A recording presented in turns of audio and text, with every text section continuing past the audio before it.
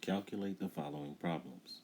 -5 times -6, 6 times -7, -9 squared, negative 9 squared, -2/5 times -1/4, -1.2 times 6, 7 times -3 times -4, and -5 plus 3 times -3 squared.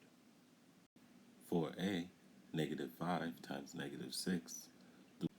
Since a negative times a negative gives us a positive, we know that the answer will be positive, so we just need to multiply 5 times 6, and 5 times 6 is equal to 30. Therefore, -5 times -6 is equal to 30. For B, 6 times -7, since we're multiplying a positive number by a negative number, the answer is going to be negative, since a positive times a negative is a negative. So we only need to multiply 6 times 7, which is equal to 42. So 6 times -7 is equal to -42.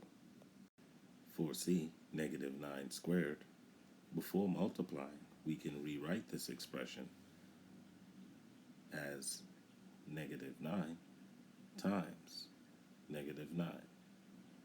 Now we have multiplication between two negative numbers, and a negative times a negative is going to be a positive. So we only need to multiply 9 times 9, which gives us 81. Therefore, -9 squared is equal to 81. For D, -9 squared, we can think of the negative sign in front of the 9 squared as a -1 times 9 squared.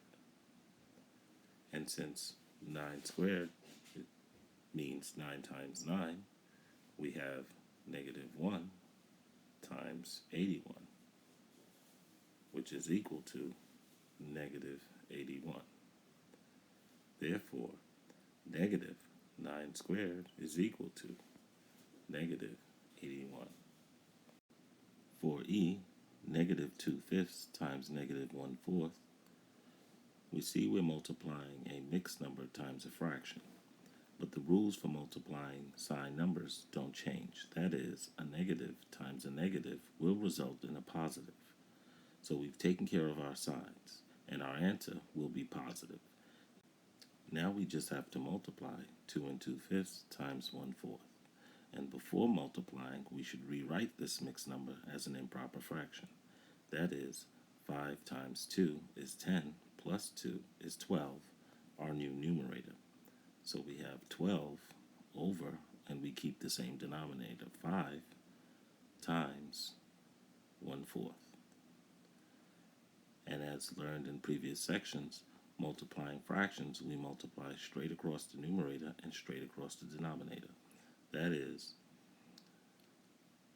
12 times 1 is equal to 12, and 5 times 4 is equal to 20. However, we can reduce this fraction by finding common factors. And we see that 12 can be factored as 3 times 4, and 20 can be factored as 5 times 4. And the common factors cancel out, leaving us with 3 over 5. Therefore, -2 2/5 times -1/4 is equal to 3/5. For F, -1.2 times 6, we know that negative times a positive will result in a negative answer. So now we just have to multiply 1.2 times 6. Using the techniques learned in previous sections involving multiplying with decimals, we obtain 7.2. Therefore, -1.2 times 6 is equal to -7.2. For G, 7 times -3 times -4, we begin by multiplying from left to right. That is, 7 times -3. Now note, 7 is positive, negative 3 is negative, and a positive times a negative is going to result in a negative. And 7 times 3 is 21. So we have negative 21 times negative 4.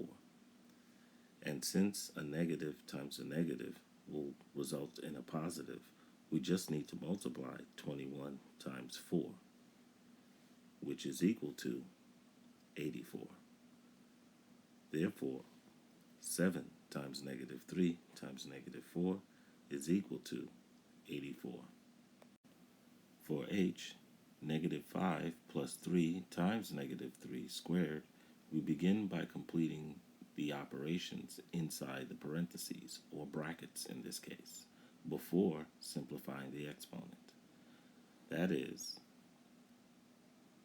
negative 5 plus, and since the order of operations tells us to complete multiplication before addition, we have 3 times negative 3, which gives us negative 9. Close brackets, squared. Now we use the rules for adding sign numbers.